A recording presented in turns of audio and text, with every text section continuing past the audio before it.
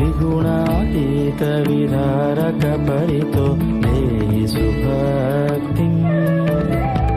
करुणापूर्ण वरप्रद चरितं ज्ञापय मे ते शरणं कारण भावन भव मे तात सदालम् करुणापूर्ण वरप्रद चरितं ज्ञापय मे ते मरण प्राणद पालक जगदीशावसुभक्तिम्